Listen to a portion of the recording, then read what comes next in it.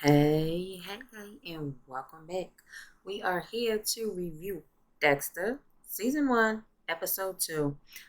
This episode is called Storm of Fuck. Child, you can tell by that title, it's already finna be some good shit. Let's get into it. I'd probably take her.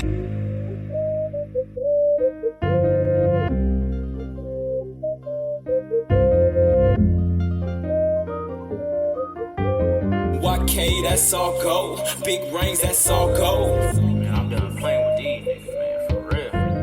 YK, that's all go. Big rings, that's all go. Swear I gotta get to the bag. Shit.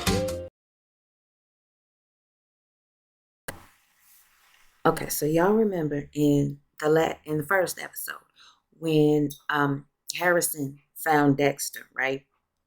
And so Dexter first tried to pretend like it wasn't him because Deb got in the way. Dumb bitch.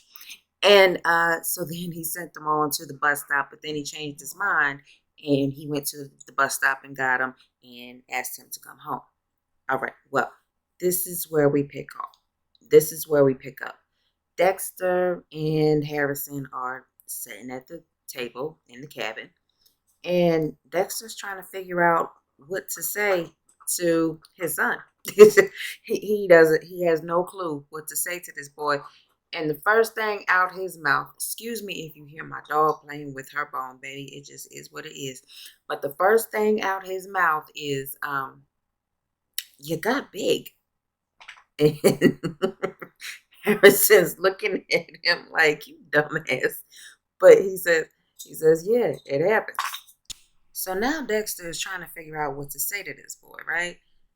He's like, "Okay, well, are you cold? I can go like fire. Are you hungry? You used to like blueberry pancakes when you were a kid." And honey, Harrison is having none of it. Do you hear me? He looked at Dexter. He said, "I'm not five, child." Dexter is at a loss, okay? And child, listen, Harrison is having none of it, honey. The look on Harrison's face, okay? So then he says, "Well, I'll take a sandwich." And child, Dexter lights up. He jumps up out of his chair and goes to fix the boy a sandwich. And then, Harrison starts looking around.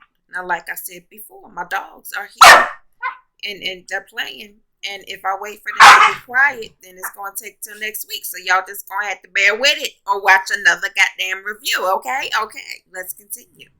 So Dexter's making the sandwich. Harrison's looking around the house. Dexter's explaining, the different things that's in the house, the pictures and shit, where they came from. And, Harrison's just looking at him like, yeah, whatever. Because, I mean, come on. He's a teenage boy. He's seen all this stuff that his father's doing, right? And none of it was with him. So his sandwich gets done. And baby, when I tell you, Harrison ran over to that table and sat down, and ooh, when he bit into that sandwich, child, listen, that poor baby was hangry. Look at this here. You see that? That baby, he needed some food. Poor thing. So now Harrison wants to talk. Child, I told you that boy was just hangry. All he needed was some food. He's good now. So anyway, so Harrison, wanted to talk. And so you can hear Dexter's thoughts, and what he's thinking is he's owed an explanation. But the only explanation is that his father is a monster, you know? And I mean, seriously, you can see the agony on his face, okay? So then he says, "I know this is hard." And Harrison says, "No, this isn't hard. What was hard was opening that letter and finding out that you let me believe that you were dead all these years." And so Dexter says, "Oh, well, Hannah showed you the letter, huh?" Now, y'all remember, Hannah is who Dexter left Harrison with when he faked his death. And Harrison said, "No, I found it when she died." It's like, Hannah died? Child, Hannah is dead, girl. Boy, child, woman, man. Hannah dead. She gone. Now, wait a minute, bitch. Hannah died 3 years ago. You know what? I'm done. I'm done. I'm done. I'm done with this scene already. I'm done. Bitch, I'm done. Okay? Anyway, she had pancreatic cancer. Um, Social worker uh put Harrison on a plane from Buenos Aires to Miami. He bounced around from foster home to foster home. Nobody really wants a teenager. He kept getting sent back. So then he decided to find his father. Ain't that sweet? This bitch didn't been dead for 3 years. You know what? I'm done. Done. Dun dun dun dun dun dun. Okay, so being normal is what helped Harrison find Dexter. Check this out. Harrison took the return address from the letter that Dexter wrote to Hannah, right? And it was a town in Oregon. And so then Harrison found out where Dexter worked, and then he also found out that Dexter left. And so now he's, looking for him. He says, you know how hard it is to find Jim Lindsay? And so, Dexter thinks to himself, well, that's the point. So then, Harrison found a picture on Instagram. Well, check this out. Dexter goes bowling with his boss. They're in a bowling league. And his boss posted a picture on Instagram bragging about a 300 score. That's how Harrison found him. Is definitely Dexter's son. Now, Dexter is amazed, honey. Do you see this right here? Do you see those eyebrows raised? Yes, he is amazed. It doesn't show this, but I believe he's thinking, well, goddamn. But again, Dexter, I told you last week, baby, that's your son. He got your blood. He got your genes. Of course he found you. If anybody's going to find you, baby, it's him. Okay, so now Harrison wants to know why Dexter changed his name in the first place, okay? So Dexter is thinking to himself, we hear him thinking, because your aunt and your mother died because of me and I killed dozens of people, Dexter had, that, the things going on in that man's head, child. Anyway, so he says to Harrison, Dexter Morgan had to die. And so Harrison is like, well, why? And so Dexter hops up from the table and he's like, you know what? I'll explain all this to you in the morning. Do you want my bed? You should get some rest. Do you want my bed? I can sleep on the couch. Harrison's like, no, the couch is fine. He's like, where's the bathroom? So Dexter shows him to the bathroom. Child, listen. Harrison is not having it. Look at this. Harrison is not having it. He looked like he want to jump up and choke his pappy, child. Child, just when you think it's over, they throw some more shit in there. Anyway, y'all know in a horror movie when people go investigate, and that's usually when they die. Or, they got to start running and some bullshit happens. Okay. So we start hearing this tapping sound, right? Sounds like they're tapping on glass, like. So Dexter goes to investigate, and he walks around the corner, and there's somebody at the window. It's the shadow figure at the window, okay? See, now somebody playing games. Somebody has a bullet tapping it up against his window. Bitch. So Dexter keeps walking, and he says, stop. As soon as he says that, the glass shatters, and we see Deb. This bitch. And she's screaming, you're not listening! Listen, Deb, sweetie, come here. I want to tell you something, all right? Listen, nobody wants you here. Dexter don't even want you here. Bitch, go play with Casper. That's what you need to do. Okay? So he tells her that he needs Harrison there because Harrison will keep him from killing. Then all of a sudden, we see this. Oh, hold on. You need to get the full effect of this, okay? Listen. She got him around the throat, got his mouth fried open, okay? Now listen. This bitch is crazy, okay? Now, look, she's telling him, you selfish bastard, you crazy psycho son of a bitch. Sweetie, looks like you're the psycho one to me.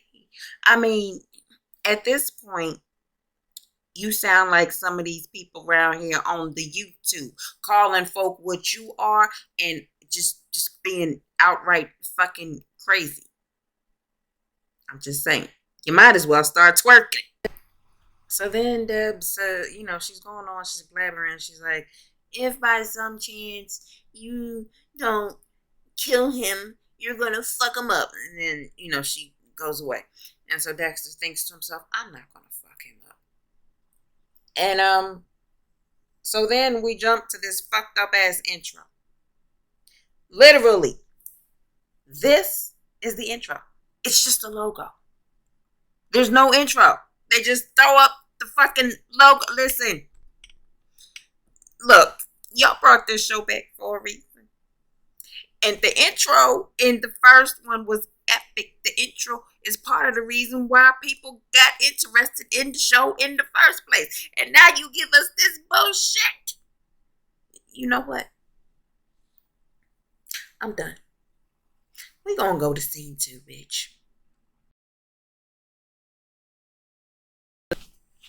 Alright, so then we see this little montage of shit that's happened, right? And it jumps to the girl. Now, y'all remember in the last episode, the girl that was at the bar that Dexter's girlfriend was helping out. She gave her money. She, told her where the shelter is and everything. Well, that's her. So, she had apparently just got out the shower. She wiped the fog off the mirror. And I guess she's getting ready to go to bed, Well, she opens the bathroom door and she sees this.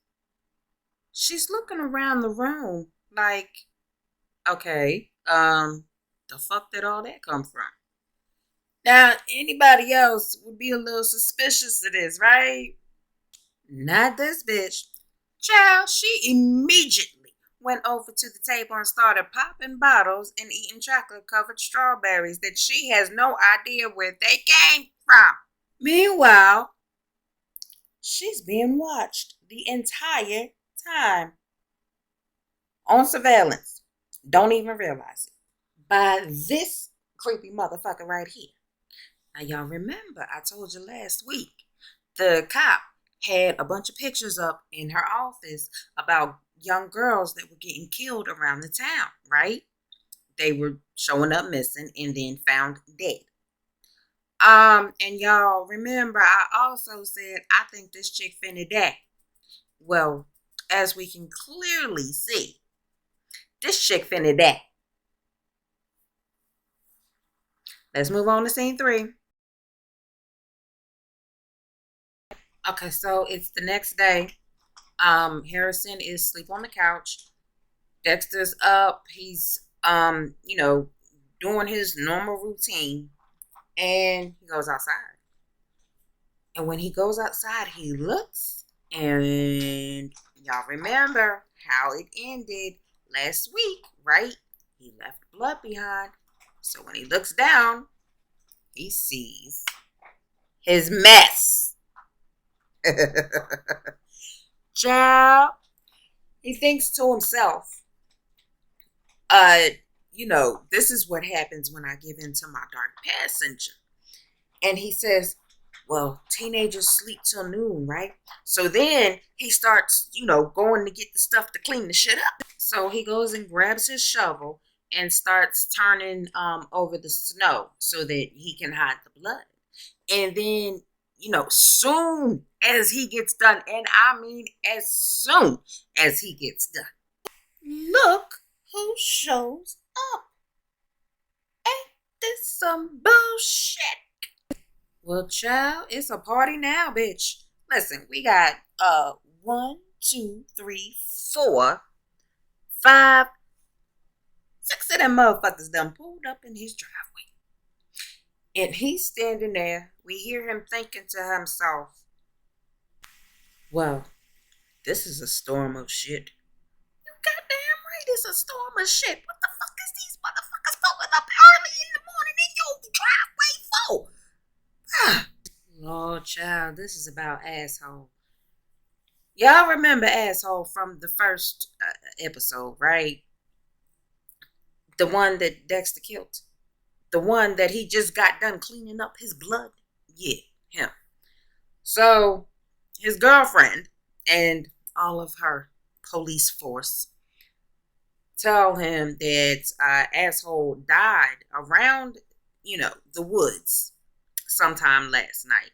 And Dexter's house is close to all of the hunting grounds, and they want to use his place for surveillance. Okay? Now look, that's the girlfriend. Y'all remember I said she reminds me of Deb, right? Get another look. That's her right there. Right there. She look like Deb, don't she? Mm-hmm. She don't look exactly like her, but she reminds me of Deb. Matter of fact, hold on. Girlfriend. Deb. Let me do that one more again. Girlfriend.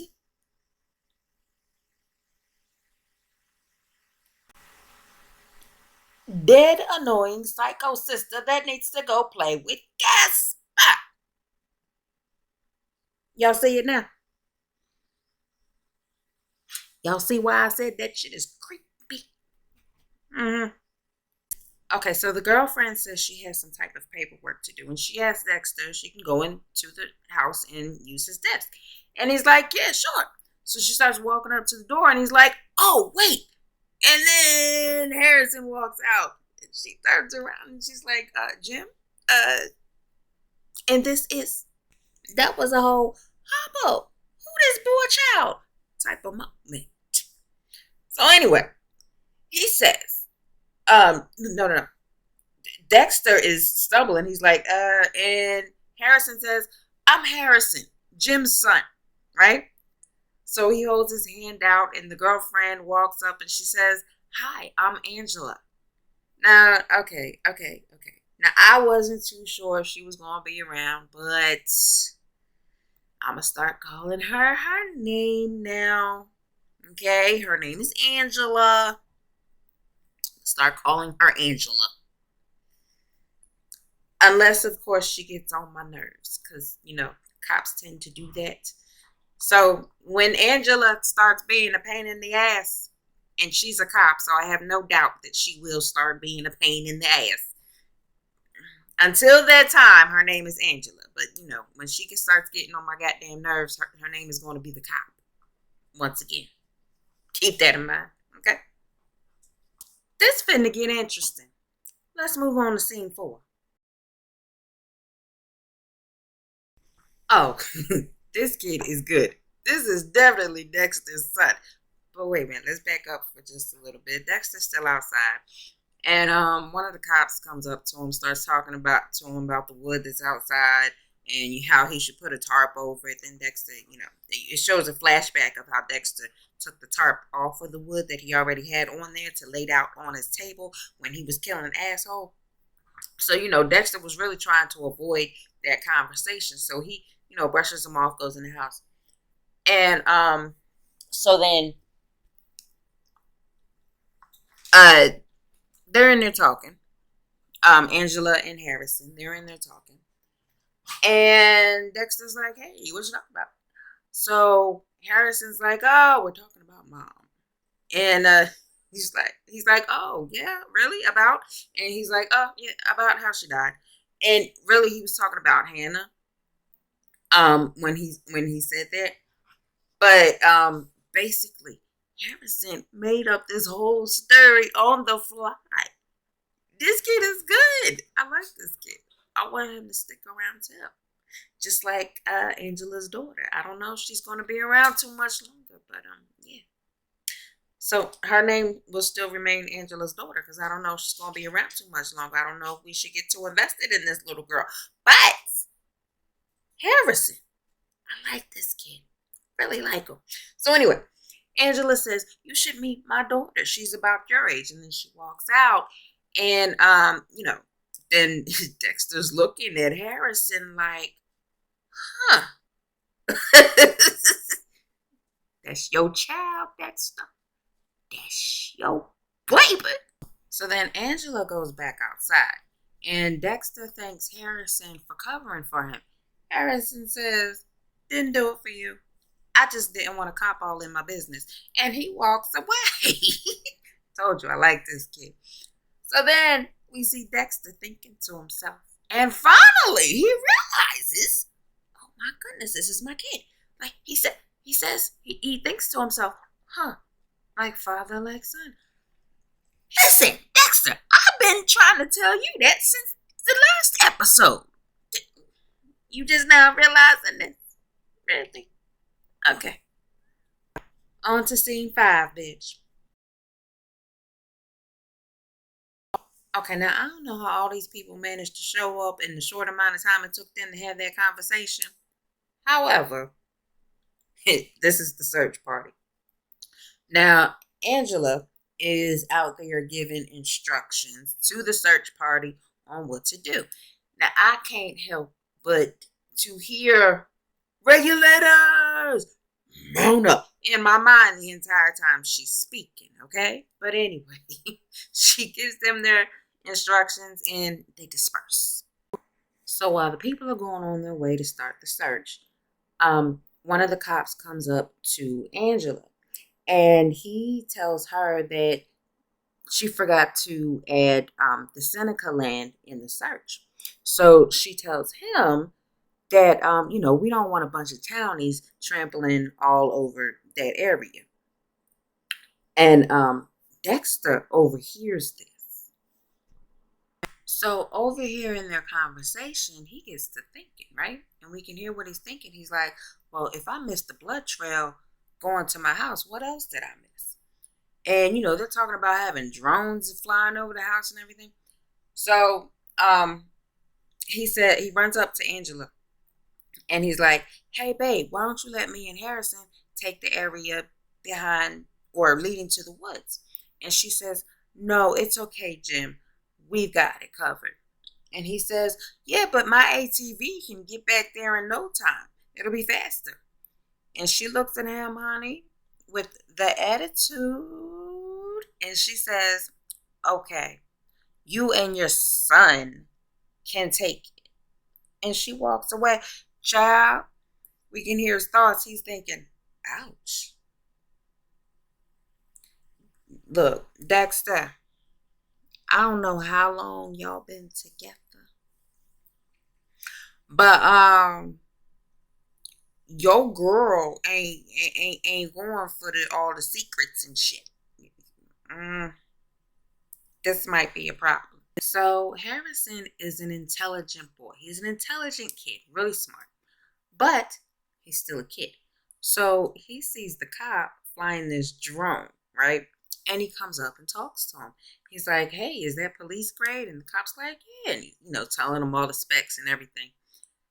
And then the cop crashes the drone in the trees.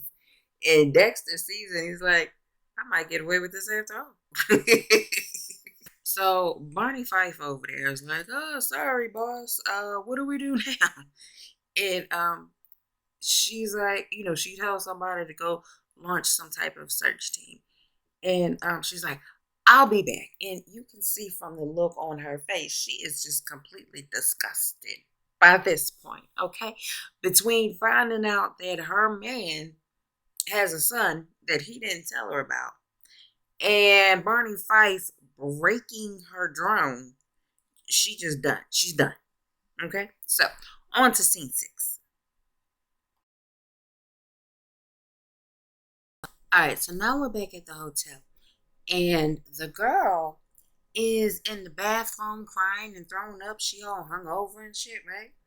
So then she comes out the bathroom and she climbs in the bed. And she's still being watched. Child, I can see this here stalker likes to play with his food. Mm, mm, mm. Let's get on to scene 7, shall we?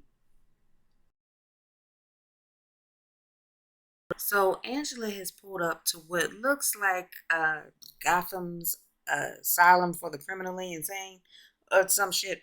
Child, I don't know what it is. But she pulls up to the gate. She hits the little buzzer bell thing, and they ask her for her ID. She shows them her badge, and they open the gate for her. And that's the end of scene 7, child. We on to scene 8, just like that. Let's go.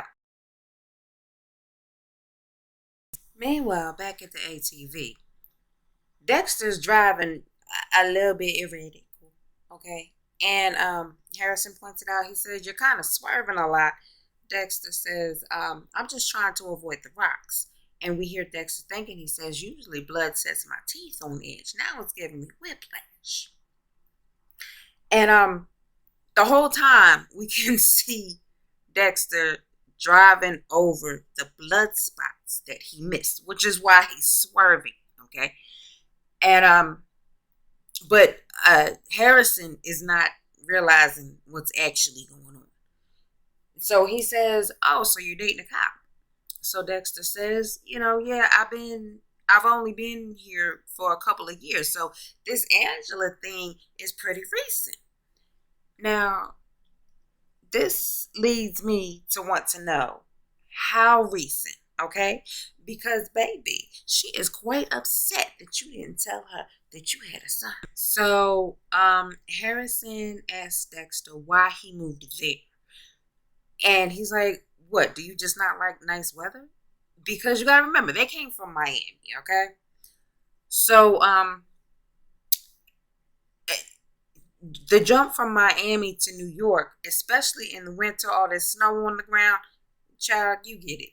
So Dexter's like, oh no, it's just it's just nice here. It's quiet. There's no crime. And Harrison picks up on that right away. You gotta remember, he's a smart kid. He says, so the guy we're looking for, you think he just disappeared? I mean, you got to admit that is quite a strange thing to say. There's no crime when you're looking for a missing person. Anyway, so then we jump to this lovely flashback of Dexter killing Asshole. So now we're back in the ATV, and Dexter says to Harrison, well, probably people disappear all the time, which makes no sense in this particular situation. But, Harrison doesn't know that his dad is a serial killer. So I guess it kind of makes sense to him. But okay, we know differently. So anyway, Harrison sees something over in the woods. And he's like, hey, what's that? So Dexter stops the ATV. And they get out and they look to go see what it is. Well, honey, it's the buck. Y'all remember the buck, right? From the first episode where Dexter was chasing it every morning and he would point his gun at it, but he couldn't kill it.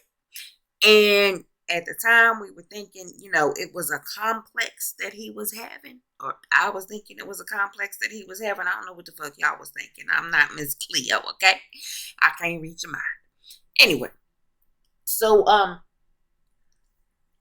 and then, he connected with the buck. He went over, he petted it, and then Asshole killed it.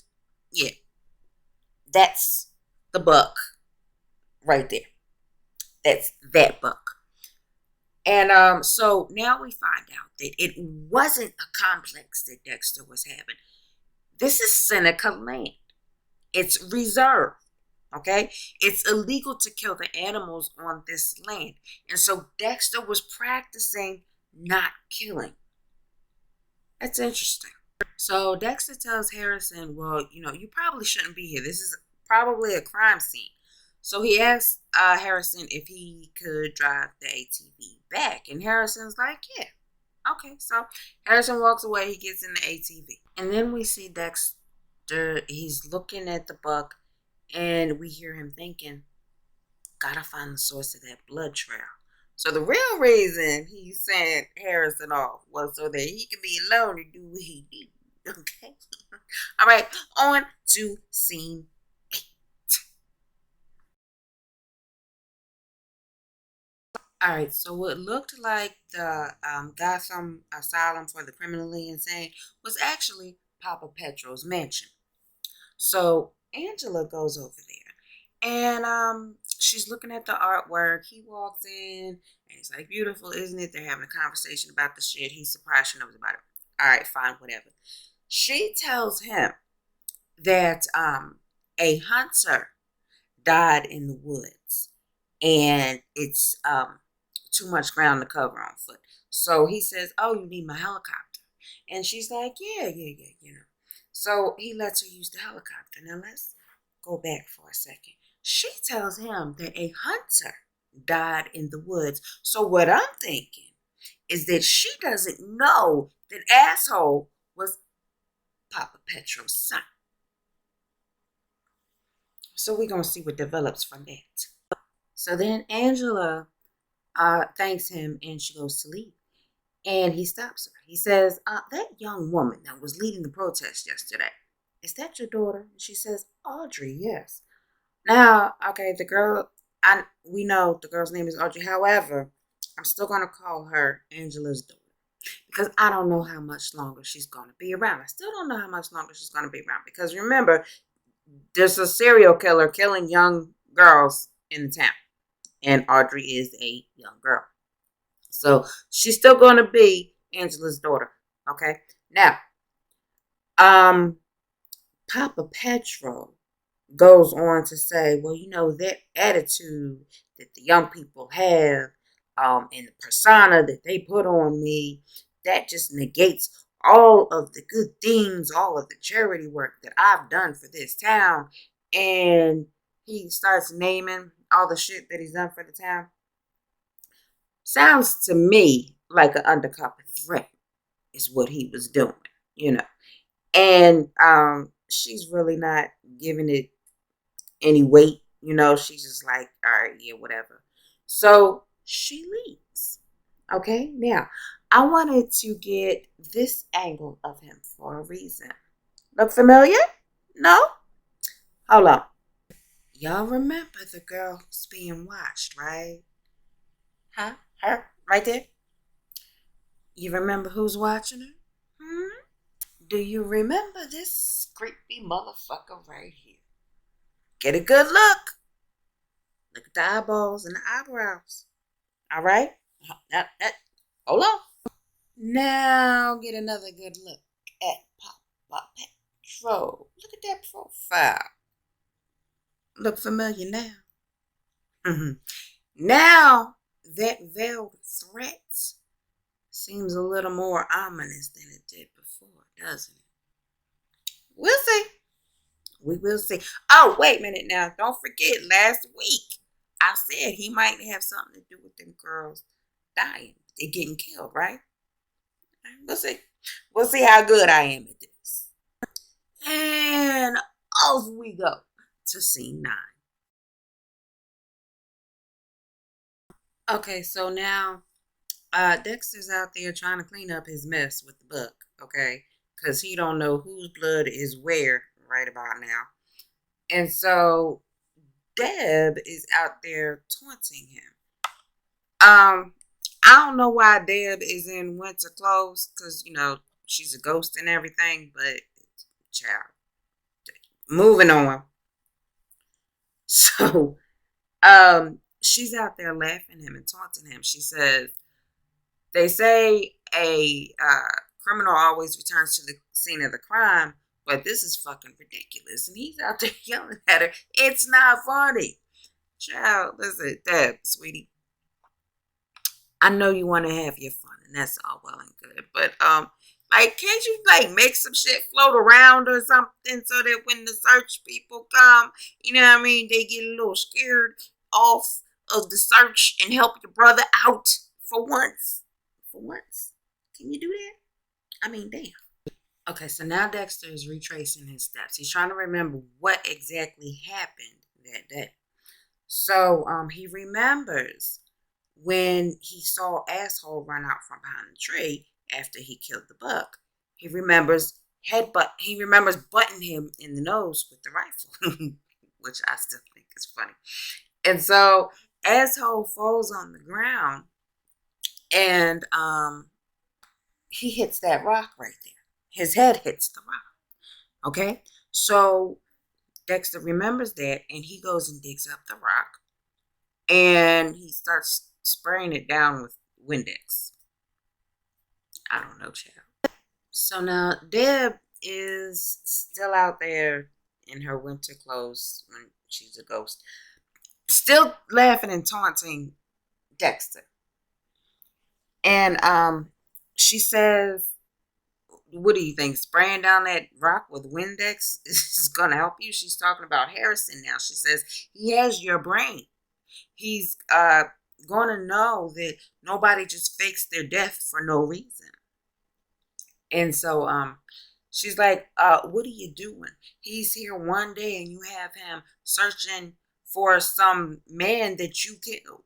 And she says, oh, he's better off without you. Deborah. This ain't the girl. Go do something. Leave that man and his child alone. God dang. Okay, so now we see Dexter running through the forest. And he says, once again, well, he doesn't say it, he thinks it. This is what he's thinking. Once again, I have to stay a step ahead of everybody. With Asshole's help, I can do that. And he pulls Asshole's glove out of his backpack. It's in a Ziploc baggie. And he's got gloves on himself, so his fingerprints are not getting on anything. So he takes the glove out and he plants it in the snow in the forest. It's close to the road. You can see a semi truck ride by and everything. But the semi didn't see him plant the truck. He didn't wait until the truck rolled by. And he plants the glove on the ground in the snow and he runs off. When Dexter gets back to where the buck is lying, there's a group of people there. And he thinks to himself, perfect, more people to mess up the crime scene. And so he walks up to them and they're examining the buck, okay? And one of the guys says, this is a white buck. And Dexter's like, yeah, such a waste. And so the guy's like, well, none of us would have done this. And so then Dexter says, well, do you think that Asshole could have done this? I mean, that could have been why he ran off. So that's when the cops pull up. And so the guy, this guy right here, he says to Angela, he says, you know what, Angela, this is bullshit. I bet Asshole did this. And that's why he ran off. And so Barney Fife over there next to Angela says, you know what? The highway is right up there. He probably could have ran off up there. Now, I don't know if Angela's buying it or not, but she's being a cop. So she's like, well, there's no evidence that Asshole did this. And then Dexter thinks to himself, damn it, why does my girlfriend have to be such a good cop? So she says, the search for Asshole will go on. And so the guy says, even after he did this, and she's like, if he did this, with the stern look, kind of. Okay, so this dude ain't no punk, okay? He says to Angela, it's funny how the cops show up for that family, talking about Asshole's family, right? And so she's like, well, things have changed around here. He says, well, if it was one of our girls, things would have been different. And he says, sooner or later, you got to pick a side. And I chose this shot right here, okay? That face. You see that face? Because, sweetie, if you are a minority in America, you understand that face in that type of situation. So now they're examining the buck again. And Angela tells Logan, you're welcome, ladies. You want me to show you that again? Okay. Angela tells Logan to get the processing kit.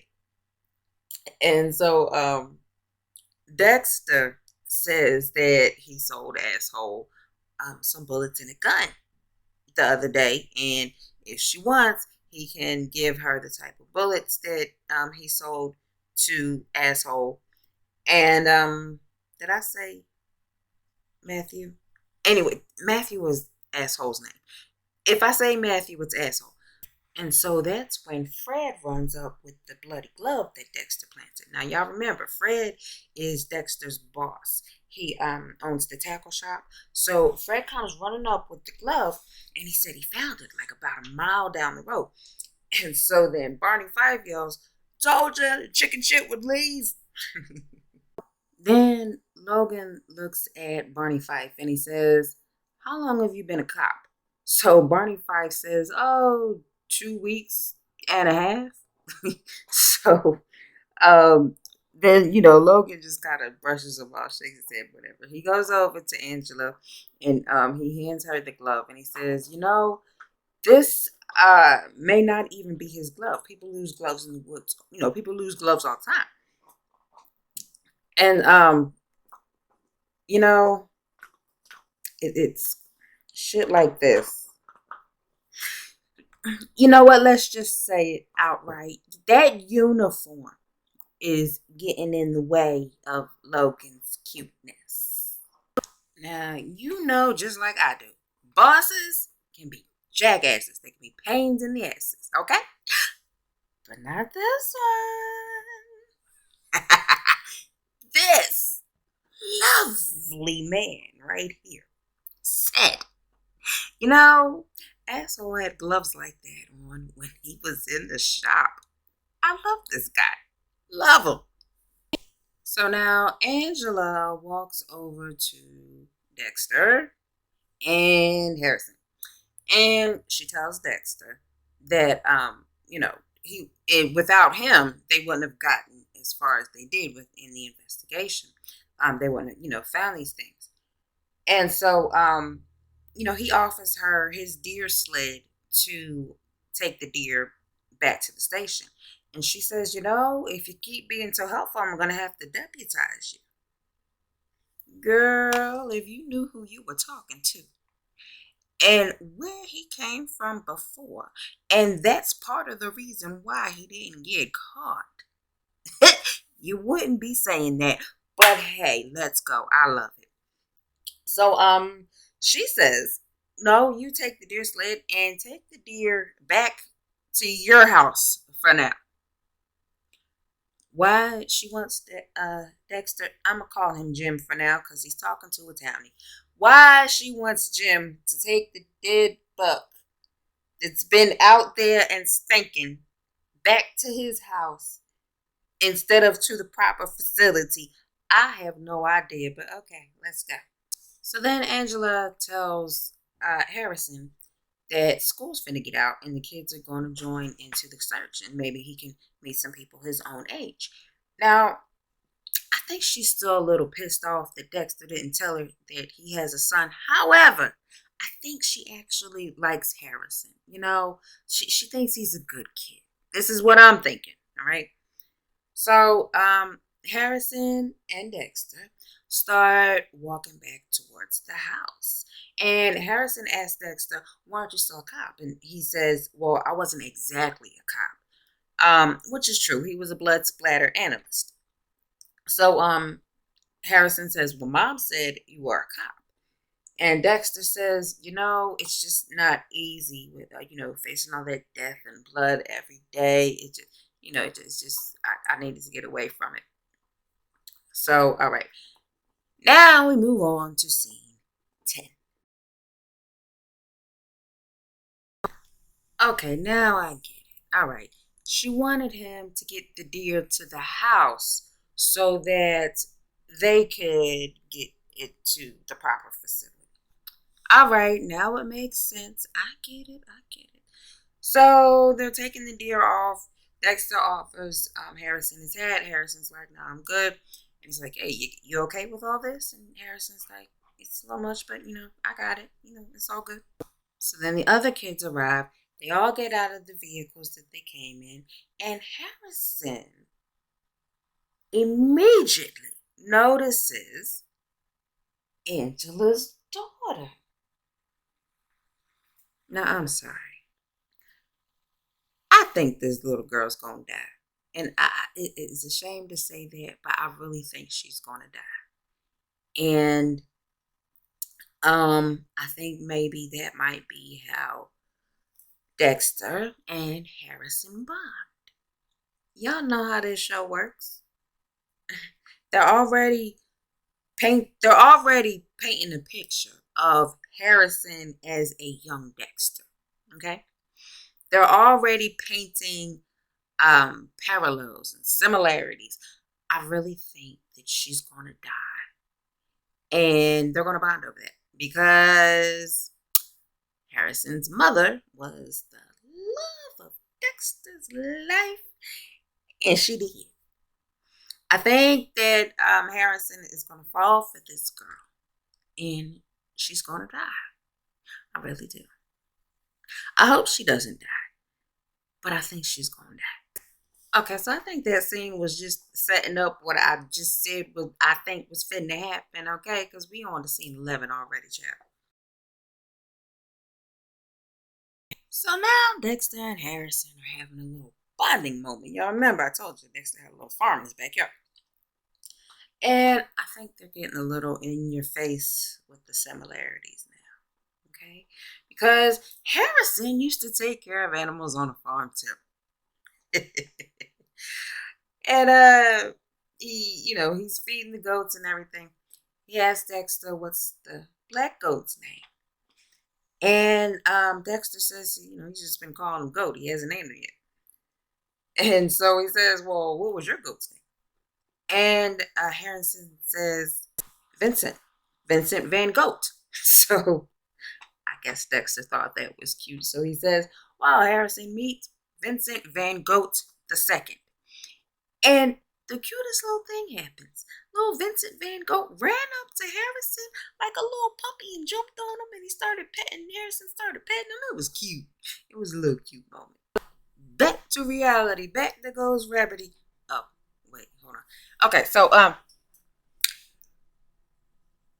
Dexter and Harrison, they finish having their little bonding time.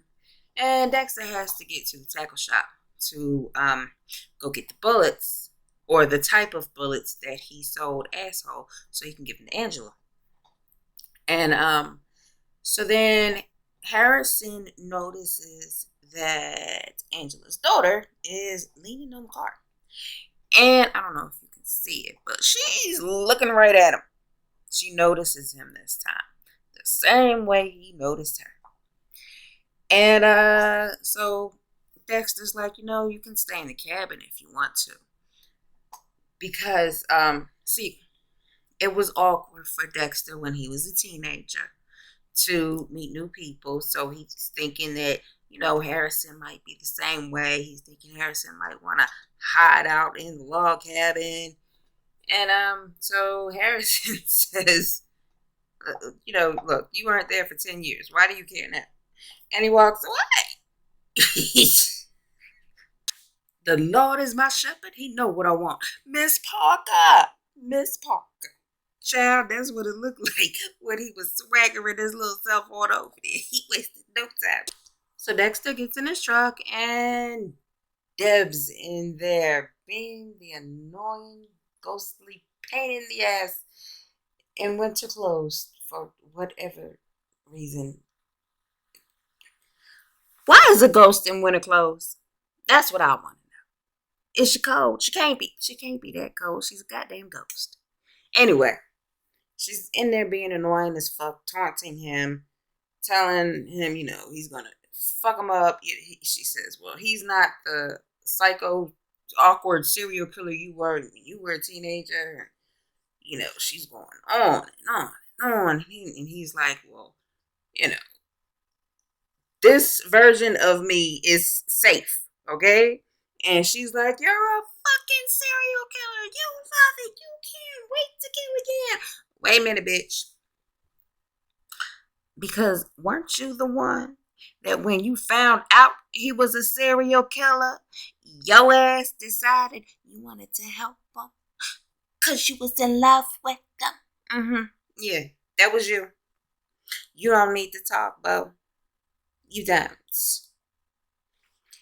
Anyway, Dexter starts screaming, stop!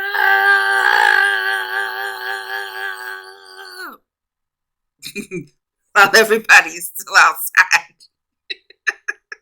And you know, okay, now you have a little bit of muffle when you're inside the truck with the windows rolled open, but shit, it is not soundproof, baby. Dexter, sweetie, you're scaring the high people, honey.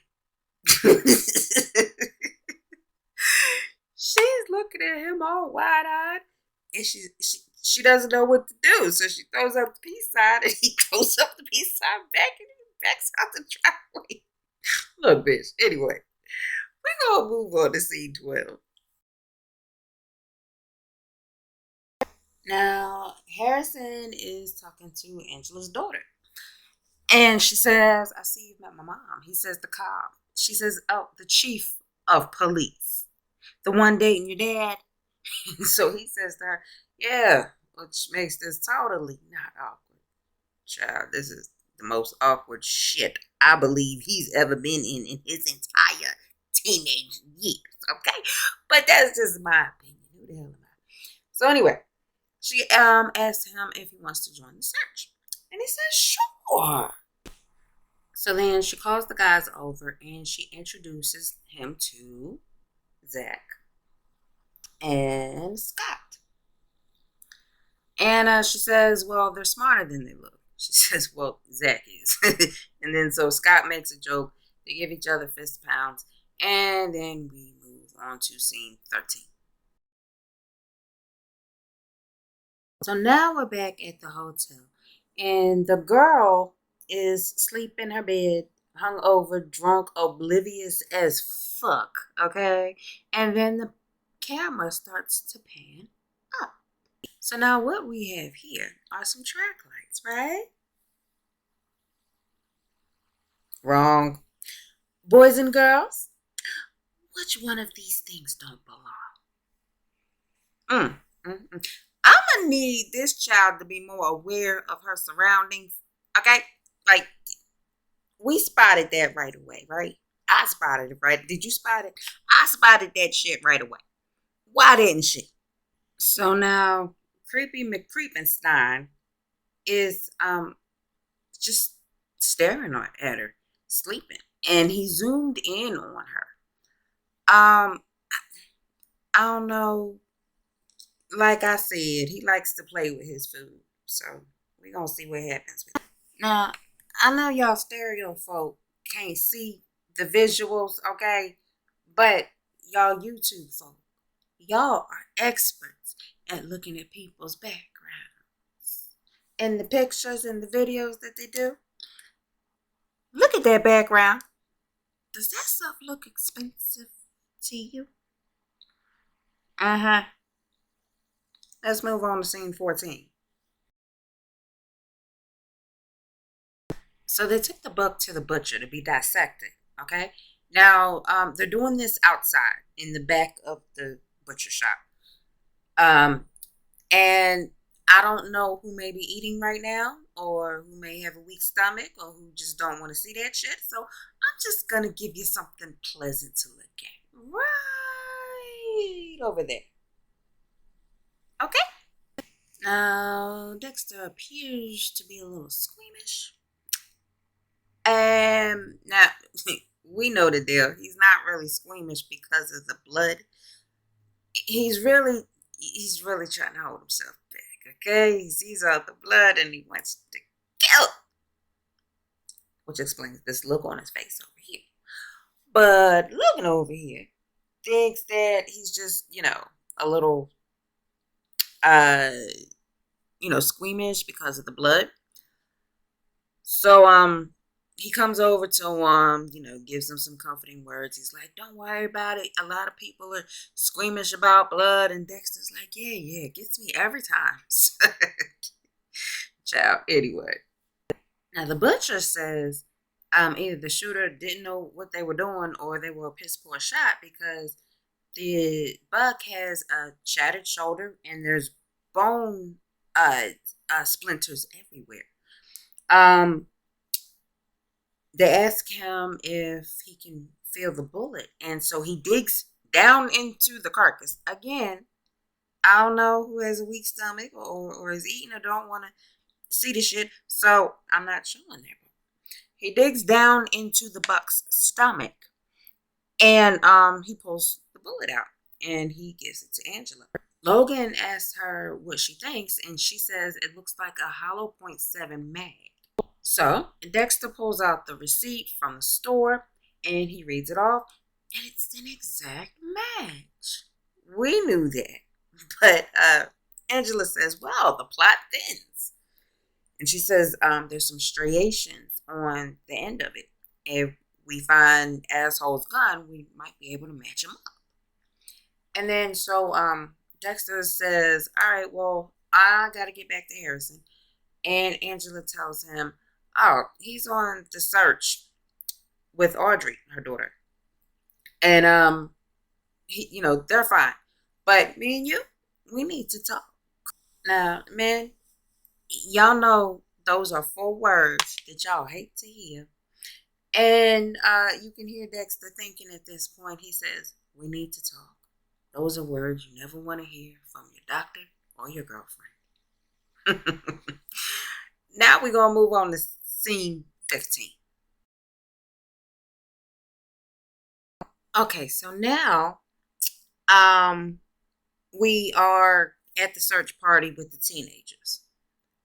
And they're walking through the woods, and Harrison says to Angela's daughter, "I like your shirt." So one of the other guys said, "Yeah, I don't even know what it means." Okay. So the letters on her shirt are MMIW. So he starts making up some bullshit, and she says, "Missing and murdered indigenous women."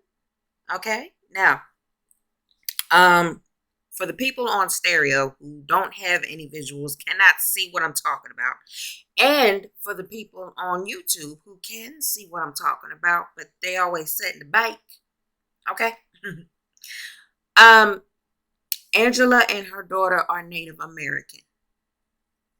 So the missing and murdered indigenous women shirt makes a lot of sense for them. Okay? All right. All right, so they're walking through the woods. They're having the getting to know you conversation. Getting to know you. Getting to know all about you. Okay? And one of these guys over here says it's just up ahead. And all right, that's a little strange because you're on a search party. So what's up ahead, right? So then they hear a helicopter from above, and they're like, "Yo, hide!" So they hide up against these buildings, right? These kids are not on a search party. They finna get into some fuck shit. So now they walk up to this abandoned cabin, and one of the kids is picking a lock. Harrison says, "Aren't we supposed to be on a search party?" And Angela's daughter looks at him and says, "Asshole is a prick, so fuck him." And the other guys, they're like, they got the whole town searching. Plus, they got helicopters. They don't need us. We finna go party. I told you. They finna get into some fuck shit. I just want to send a teensy tiny little PSA out there for all the people who say that it's always the parents' fault when their kids turn out to be heathens. Well, these, my dear, are the product of good parents. Yeah, these parents, they go to work and they take care of the kids. They pay attention to their kids. They go on trips and things like that. One of them is even a cop's daughter. And you remember, she has that video doorbell. And when her daughter was having a party, she went right home, dropped everything, went right home to take care of that, right? Yeah. The product of these good parents. You see that right there? What's that in his hand? Oh, that's a rock. They put new locks on the abandoned shed, shack, whatever you want to call it, cabin. And he's trying to break it with a rock. The lovely child that he is. And then Harrison says, hold on, I got it. So now Harrison goes into his back pocket and pulls out a knife. And he pries the lock open. Well, the cop's daughter is impressed. She has a nice big smile on her face and she says, Mom's really not going to like you. Uh-oh. Looks like somebody's a little jealous. You know that's not going to end well. On to scene 16. Well, here we are. The dreaded talk. Which actually turns out to be not so dreaded. You see, Angela is quite understanding. And this confuses Dexter a lot. Confuses the hell out of me too, because she was quite angry earlier, right? Well. Turns out Miss Angela has some secrets of her own. Audrey was adopted. She is not that girl's birth mother. She says that she was struggling to, with that part of their relationship, whether to tell him or not. And meanwhile, he's got a whole son missing. She wasn't really mad at him for not telling her. She was kind of mad at herself for holding back. That's what I'm getting from this. Oh, and by the way, for the people who can see her face, yeah, that's not Deb. That's Angela. Like I said, Angela reminds me very much of Deb, and it is quite unsettling. So now that there's no more secrets, or so Angela thinks there's no more secrets, she's talking all girly now, about parenting and kids, and now we can talk about this stuff. And Dexter is terrified of real feelings. And so Deb, I'm so sorry. I mean, Angela, I have no idea why I just said Deb. So Angela over here assures Dexter everything's going to be okay. And she says, you know what, as a matter of fact, Audrey and her friends are probably taking good care of him right now. Which brings us to scene 17. Oh yeah, they taking real good care of him. Passing joints and things. So Angela offers Harrison the joint. He says, no thanks. And they all sit down and, they want to know why he's not smoking. Because he don't want to.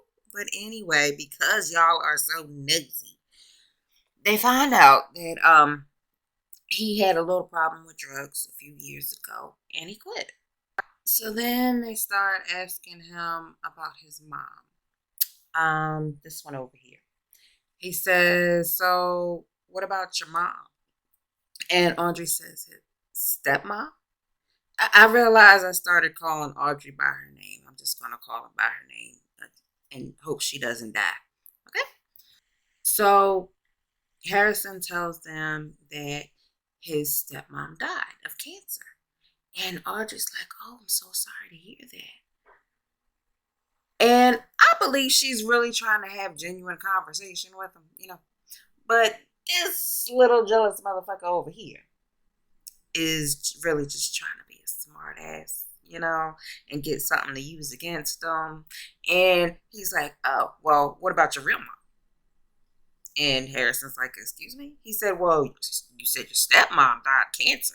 How'd your real mom die? And then Audrey, like I said, I think she's really trying to have genuine conversation. She ends it right there. And then Harrison says, you know what? I'm freezing. I'm going to go get some wood for the fire. So the jealous bitch and Audrey are going back and forth a little bit about, who made that conversation worse. And so then Doofus over here says, well, either way, the dude's weird, and we're trapped in a log cabin with him in the woods. So then Audrey says, you know what? You watch too many slasher movies. And so Doofus says, you know what? I'm just saying, we don't know anything about him. And so then the jealous bitch says, well, we could. And he starts walking towards Harrison's backpack. So now the jealous bitch and the doofus are grabbing for his backpack to go through it. Audrey jumps up and she's like, yo, this is fucked up. And she's trying to stop them. But, they snatch it away from her and they're searching through it anyway. And the other girl, she's just, high in the corner somewhere. So the guys find Harrison's sketchbook. And he's like, oh, we have an artist here. And Audrey snatches the book away from him and says, oh, so he's actually good at something, unlike you two. And Doofus says, I'm good at things. And Audrey says, oh, yeah, like pinning half-naked guys to mats. Because Doofus is a wrestler. And they're going back and forth, arguing about how wrong it is to be snooping through his shit. Now, Harrison walks in with a pile of wood to see them going through his shit. Now, just as Harrison is walking in, Audrey says, what the fuck are you guys doing? Put that away. Stop. Now, it's clear that Harrison can see what's going on, and he can see them going through his shit, but we don't know if he can hear Audrey telling them to stop. So it's not too clear as to whether he thinks she's going through his stuff too, or if he knows that she's trying to stop them and she's trying to put his shit back in his bag. At this time, we don't know that. But he makes it evident that he has walked back in and he kicks like a bucket or something that's on the floor. So then they start scrambling like roaches in the hood and get into formation to make it look like nothing was ever going on. And Harrison walks in and he's playing dumb. He's playing along. He's acting like he didn't see a thing. He's like, I got the wood. And Audrey's like, okay, good, thanks. Now, I realized that, Audrey is the good one here, and why didn't she speak up? Well, she just met Harrison today. Okay, these other people have been her friends for a long time. And that brings us to scene 18. So now we're back at the hotel, and the girl has woken up. She gets up, she goes through her bag, and she's searching for something. She can't find it, so she starts searching all through the bed and everything, and we hear her say, where the fuck is my phone? So she's searching all around and shit. She's looking through her jacket and everything, and then she reaches this door. And she realizes that this door is strange because it has no doorknob. This is the door to the hotel room. This is the door that you're supposed to be able to get in and out of. And it has no doorknob. So now she starts panicking. She starts banging on the door and screaming, let me out of here. So she starts freaking out and looking all around the room. And then she looks up. Now, when she sees the camera, she gets a chair. She climbs up on it, right? And it is at that moment she realized she fucked up. I told y'all this chick finna die. Anyway, let's move on to scene 19. I said scene 19. Okay, YouTube? SCENE. Scene 19. Okay? And we are back to the search party. The real search party with the adults, not the kids fucking around. And so, these people are just chilling. I guess they're taking a break, right? It's dark. They can't see shit anyway. Child, they taking a break. They cook. They barbecuing and shit. Dexter don't want these people on his property. He want everybody to leave. He wants his privacy. Right about now, he feeling like Shrek. So then Angela pulls up, and Dexter's prayers have been answered. Now, I'm not calling him Jim because we're talking about Dexter's thoughts, Dexter's real thoughts in his head right now. Dexter's prayers have been answered. The search party has been called off because they no longer think that asshole is in the woods. They analyzed the glove. His friend confirmed that that was his glove, and they found deer blood on it. So now Angela's like, he probably realized he fucked up, and then he's probably halfway to New York by now. Child, they don't even think he's dead anymore. All right, now let me clarify something right quick for the bitches in the back. I realize they are in the state of New York. And so when Angela said he's probably halfway to New York right now, she meant New York City. Okay? All right. So then Jim, I'm calling him Jim now because, again, he's talking to her now. She's a townie. So I'm calling him Jim. So Jim congratulates her on cracking the case. And she says, oh, it's not done yet. We still have to contact his father. And then, they start having some small talk about, when the shit's over, come over for dinner, or she'll cook for him and Harrison. And then the lovely teenagers, the lovely, well-behaved teenagers walk up.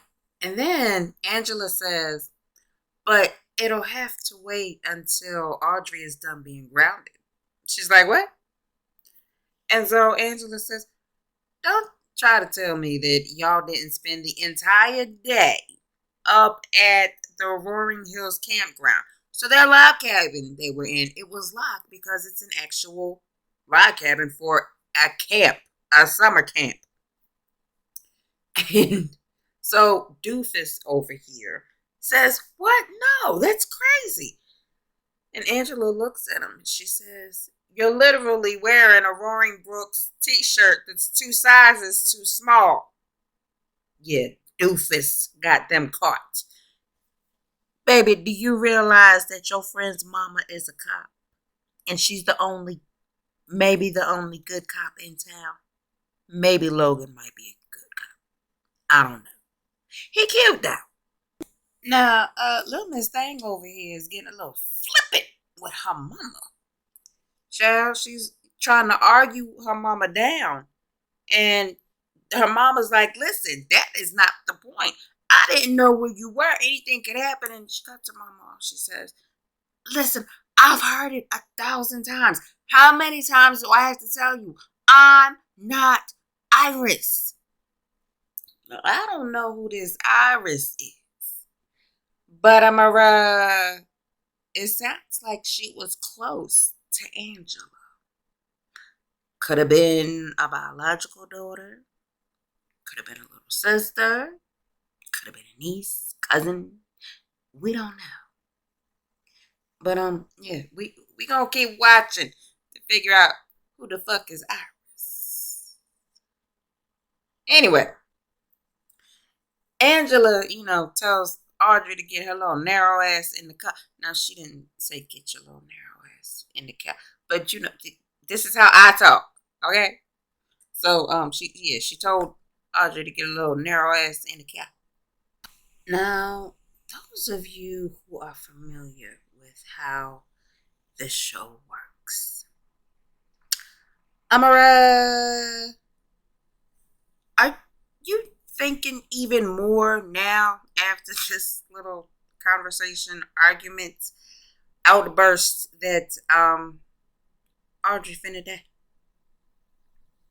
Yeah. See, this is why I didn't want to call her by her name. This is why I didn't want to get attached to this kid. I think Audrey finna die. I really do. I think they setting this shit up. They are. They're trying to make us not like her because they're trying to make us not get too attached to her. Audrey finna die. And just like that, scene 20. So, Dexter's doing the best he can with what he got. He made a little pallet inside of a closet for Harrison to sleep on. And listen, if Harrison decides to stay, you're gonna need a bigger house. Because that one bedroom ain't cutting it with the other bedroom in the closet, baby. That ain't it, okay? Now, Harrison says, I didn't come here for all this. I came here for answers. And Dexter says, well, ask me anything. So Harrison asked Dexter why he left. He says, is it because of what you wrote in the letter? And Dexter said, what I wrote? Apparently, Dexter forgot what he wrote in that goddamn letter to Hannah. But Harrison still has it. He goes over to his bag, pulls the letter out, honey, and he starts reading it. And it says, contact me if Harrison starts showing any dark tendencies.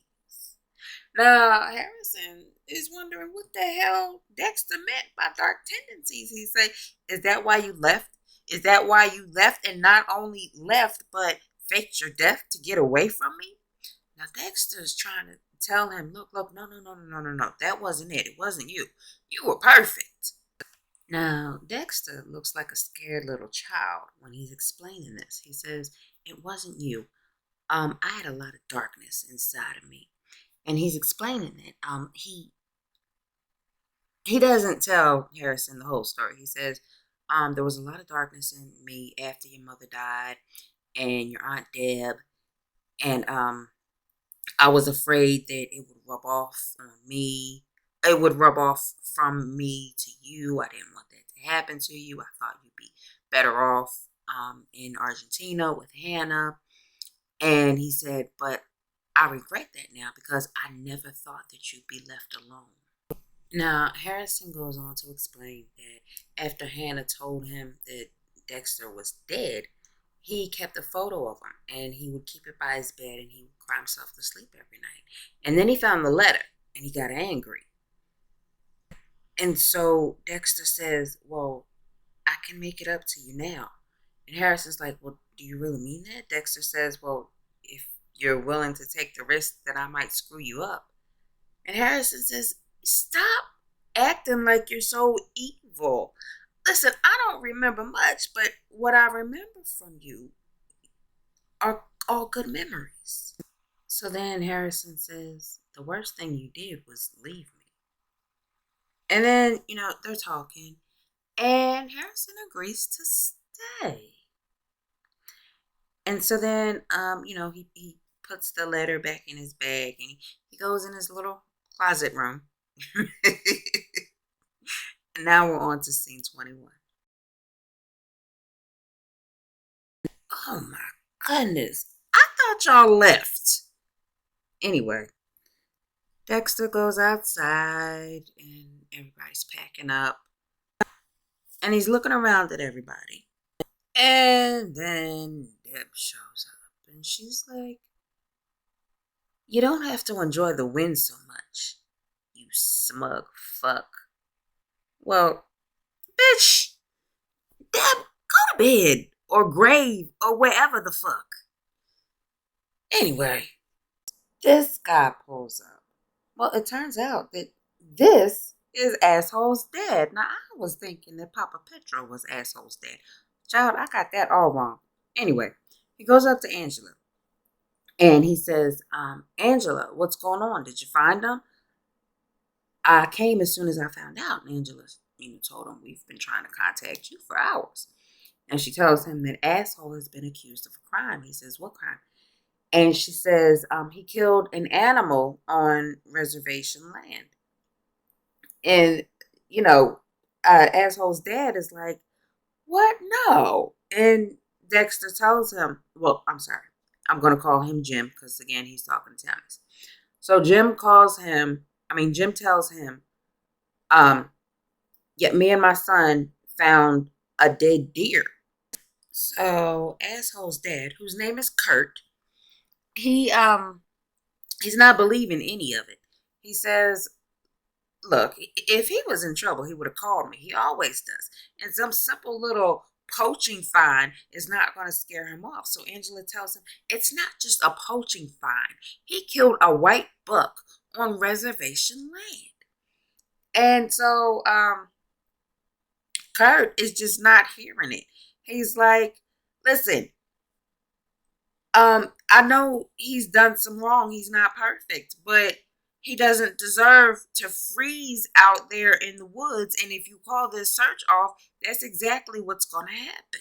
So Angela says, listen, Kurt, can I talk to you over here for a minute? So Kurt's like, no, goddammit, my son is out there and he needs to be found now. So he's like, listen, everybody, we need to find my son. We need you to stand up for our family like we stood up for your family. And again, rich people. He starts trying to talk about everything he's done for the town and all of this bullshit. And he convinces people to keep looking. So Angela says, okay, we're going to continue the search through the night. He's a pain in my ass already, and he only been there for 5 minutes? So he goes over and hugs Angela, and she looks completely disgusted. Okay? So then he goes over to Jim, and he's asked, oh, is this your son? And he's like, yeah, this is Harrison. And, he introduces himself and everything. And they're standing by this fire. It looks like it's, they built it to warm the people up because it's cold outside. So Kurt says, Matt's out there. I know it. I'm going to find him. If it's the last thing I do, no stone will go unturned. And then the camera starts to pan down beneath the coals of the fire. And we hear Dexter thinking, well, maybe some stones will remain unturned. Well, that was episode 2, baby. Now listen, the previews for next week. Ooh, I'm here for it. Are you ready? I'm ready. I am waiting, baby. Now listen, don't matter if you are listening to this live on stereo, watching the premiere live on YouTube, or if you are in either replay. Thank you for being here. That's just my 5 cents, and I'm out. Peace. I'd probably take her.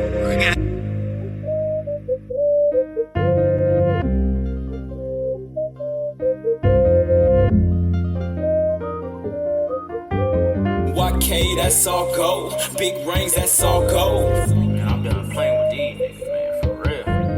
YK, that's all gold. Big rings, that's all gold. I swear I gotta get